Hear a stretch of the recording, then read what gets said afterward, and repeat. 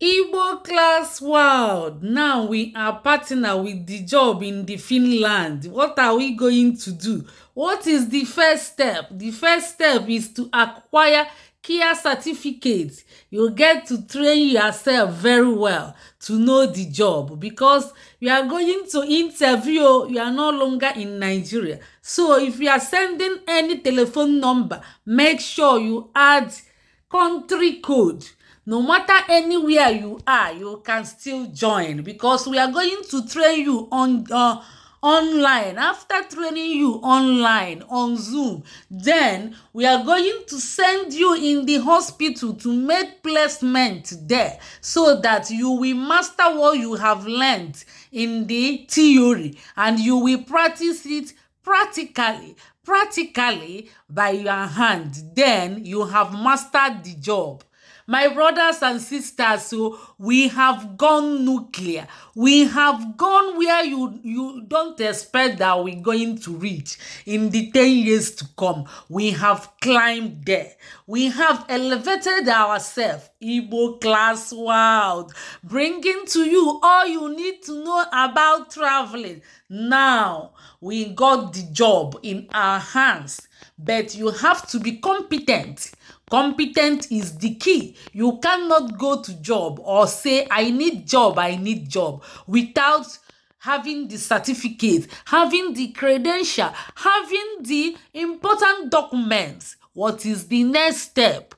The first step is to go to training, go to care training, go to and acquire a healthcare certificate.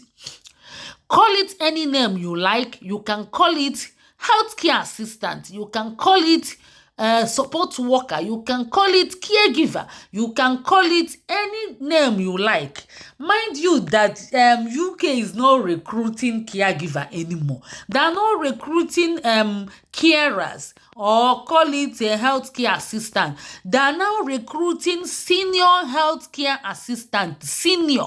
Do you know what is called senior? Senior healthcare assistant. You have to go school, proper school for that. You cannot go to training. There is difference between training and going to school to study academically before they will employ you. Before any UK employer will employ you now, you have to go to school, at least study it for 1 year and acquire healthcare certificate level 3. Healthcare level 3 or 4 or 5 before they will employ you now. Before they are employing everybody. If you go to training 1 month, they will employ you, but not anymore. Not anymore. So it's very difficult now. If you are still aiming to go to UK, it's very difficult now. So all I will be in Finland now. All eyes, because you have to go to training but not to go like as longer than 6 months. My brothers and sisters, are you listening? We are going to direct you where you will get trained so that you will be qualified, you will be able to apply job. Ụmụnne unu na-aghọtakwa ihe anyị na-ekwu ụmụnne ka ọ na-abụ osi na ntị nke a baa osi na ntị nke a pụọ. Our job is to train you now. Do you want to come to training? I used to share our WhatsApp link once in a while. Now the second batch, they are going to training, so I will not share any link anymore. You have to keep eyes on this our group and this our Facebook, especially in the comment section. You have to keep eyes always there. If I have shared the link, because if I share the link, many people used to follow the link and join, and when they join like 1 day, I will reset the link. After resetting the link, nobody will be able to join again until 3 weeks. Are you ready to be keeping eyes? Our brothers and sisters, share this link, share this video so that others will learn, others will benefit, others will know what you know, because there is the hardship in the country. Everybody wants to go and seek for greener pasture. Do you want to seek for greener pasture? Forget about English blowing by the English and the England. There is nothing there. So, do you want to go to modern countries that will accommodate you, friendly country that will accommodate you? When you get there, you get you will just have your resident permit, and you will not suffer to wallow about and roam in the streets looking for document, looking for resident permit. This country will offer it to you when you got the job offer, but you have to work it out. You have to work it out. First is care certificate. Second, you have to learn their language. There is no English proficiency, but you have to learn their language. I'm telling you, and no break clear akụ oyibo nsogbe. Maka ndị ada anụ ihe a na-abụ osi na ntị nke a bata ọbaa na nke a, osi na nke a pụta ọbaa na nke a, osi na ntị nke a ba wee si na nke ọzọ pụọ. Iwee bịa na WhatsApp group anyị, iwee kpaa aghala anyị gwụọ gị ịba. Anyị ga-agwụkwa gị ịba o, anyị etriti go fọkọpụ ihe eri ọba.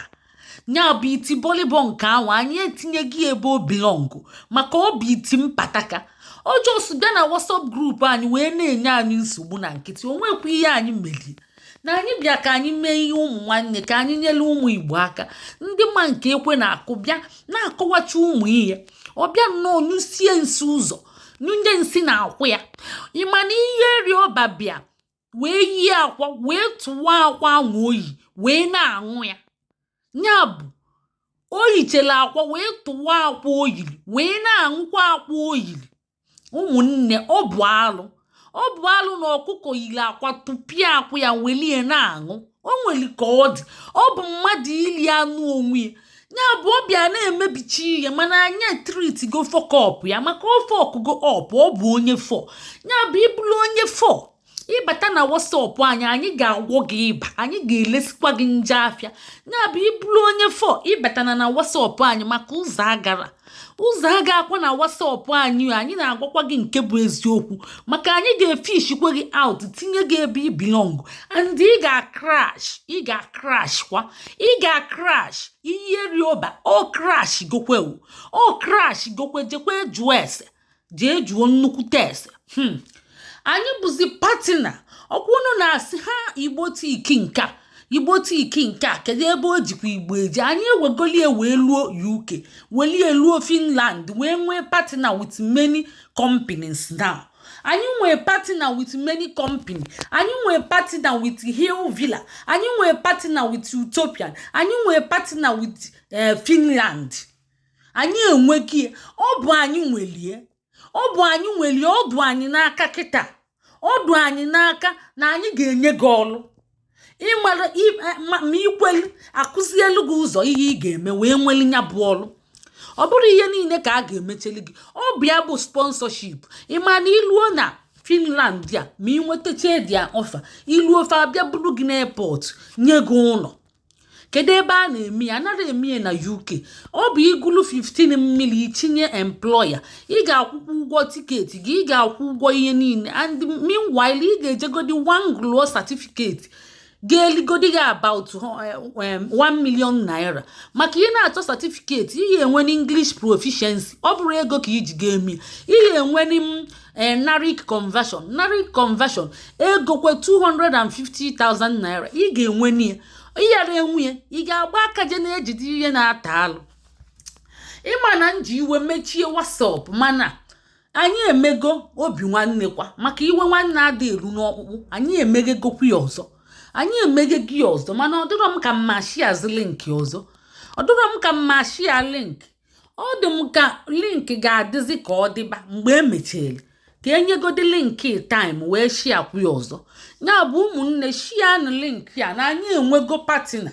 Anyị abụgolu patina. Ịchọgodi ịga akwụkwọ kịta, anyị ga-etinye gị n'ụlọ akwụkwọ. Ịchọrọ ọrụ, anyị ga-enyekwe gị ọrụ, mana ị ga-enwegodi certificate tupu enye gị ọrụ. Anyị anọkata gbala aka nye gị ọrụ. Ọkwa ịma ihe na-anọkọtasị na ịchọrọ ọrụ ma ị nwere certificate mbakwa ọbụọkwa ọrụ mbịa like mgba ọrụ ọ bụrụ mgba ọrụ ihe a bụ ị na-aga mba obodo oyibo ebe akwụkwọ na-ekwu okwu ya bụ paper talks pepa na-ekwu okwu n'obodo oyibo so iyere agba aka ị ga-agada some document ị na-agada dokumenti a ma reference ukwu niile nke dị ya ma nke nta ma work experience ukwu dị ya ma nke nta fancha bụ ego o wee buli ya na ebe anyị fụchata anyị na-arịfa unu ka unu jee mee kia certificate ga-enye unu ihe niile a wee si unu na unu ga-akwụ 300,000 ụfọdụ gbaa ụkwụ n'ala ụmụnne ọbụọkwa na onye ọbụla ga-agachanya bụ obodo oyibo andị ọbụọkwa na ihe ọbụla a sị gị mee imebe ị ga-echekwe n'iche ị ga-eche nya bụ ihe eche malụ ma ọ bụkwa ihe like ị gara abụ oyi esi mee mba ebe akwaje gị gaba andị anyị na-enyekwe gị taịm si gị chekwe ihe eche ọ dịkwa gị mma ọ bụrụ na ọ dị gị mma ị gaa n'iru jee jụọ ofili isi gị ajụjụ malụ ma ọkwa ihe obi gị nabata adọltụ makwa ihe ọchọ mmadụ chọọ ịkwanye gị n'ihe ị chọrọ ị ga-ajụ ị ga-eje ebe obi gị nabata follow your heart ịghọtago ị na-agba mbọ ọ bụrụ na uche gị adịrọ na kọntrị a si gị gaba ị na-afaitikwa nke ị chọrọ ịga Chukwu ga-enyekwele gị aka ịfait tia ọ bụ ihe anyị na-enyeche na advice anyị na-enye gị advice ịbụ okenye ichuzuzie nke ka gị mma anyị asịra gị mebe nke anyị a mana a na-enyeche gị option ka ị wee chee wee họrọ wee mara nke ị ga-ewelu ọ bụ ihe anyị na-agwa gị anyị asịakwa gị iwu bụ gị weli nke anyị a n'ọnya bụ kpoo na oyoyo n'ọnya bụ kpọkọpị mana ụmụnne anyị anara agbụ anyị fụkwa ihe dị njọ ama ndị be anyị mma na-arụ anyị sifa gaba ihe dị na nke Finland a bụ ọ bụkwa kpoo bụrụ oyoyo mana ofu ọtalụ dị na ya bụ na ị ga-amụla language ụfọdụ bido tụba egwu mụnwa amụmụ language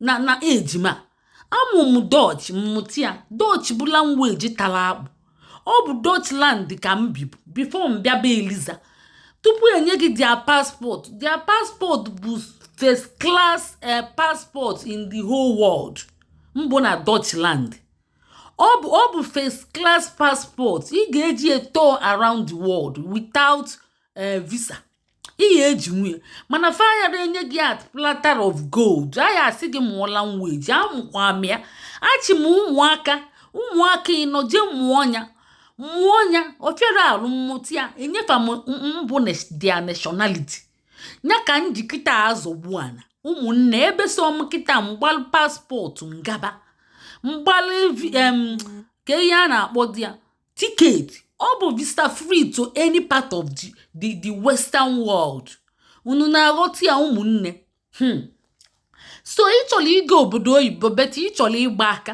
ụmụnne obodo oyibo abụrụ ọgụ nne na-agbalụ nwa ya ọ bụ ị ga-etinye ego tinye uche ụmụ ejenti na-eli unu millions and trillions ụmụ ejenti faekonukolu gị si gị gaba visiting visa ịlụkwe nwere akwụkwọ mana nke Finland ị ga-enyegodi gị akwụkwọ 1 year after 1 year ọ bụrụ gịnị 4 years eri n'ulu gị ị ga-akpọtanwu ndị be gị ya so ndị ejenti bịa konukolu gị akwụkwọ wee duje gị visiting visa ma ọ tọọ visa tourist visa ịda ebe ahụ nwanne m ukwu esi ekwe gị ike na anao maka na obere ihe ebuna gị ofuo gị n'anya ọ bụrụ ya bụ ije akwụkwọ maọbụ ijebe adụrụ ije na-akọ akụkọ ọrụ ekene emu ijebe adụrụ a na-akpọ asylum ijebe nke ahụ ịchọkwa ije ịkwado emeeli gị akwụkwọ maka ndị si na faji ego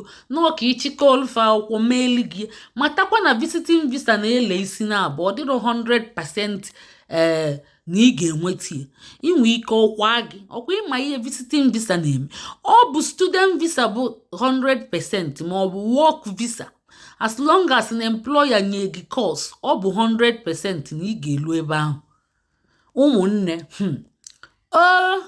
mmadụ na-afụkwa ihe ndị ejenti meeli gị akwụkwọ ije daa ebe ahụ ị nwere akwụkwọ ka isi gaa survive mana nke a nụnwanye gị akwụkwọ anyị nwe na-afụ ụzọ afụ gị wee sị gị na ọ ga-abalị gị ebe a gị gaa isi na ịma nga ịgba ụkwụ n'ala iluo na country emeli gị visiting visa ọkwa a na-eyuzu gị ka ohu ma ọ bụrụ na ị nwere akwụkwọ a na-eyuzu gị ka ohu ọkwa ihe a ga na-eyuzu gị ka ya o imekwa eche ụfọdụ a na-ama gị ọla ụfọdụ kwa ije mee arenji ka ịnụọ nwaanyị ka onye gị agwụ ọkọsụkwa gị ego akwụkwọ bụkwa ego resident permit bụ ego ọ ga-akọsụkwa gị ihe lu 10 million to 12 million ma ọ bụrụ na ị chọrọ arenji marriage nya bụ ka nwaanyị bịa nụọ gị nwaanyị nwere akwụkwọ nye gị akwụkwọ ọkwa ịmaala ihe ọ ga-akọsụ gị ọkwa ịmaala nke ahụ maka ịma akwụ ya makwali ya kịta maka adị ama ogwa isi na polo akọwasịrala gị ihe ọfụma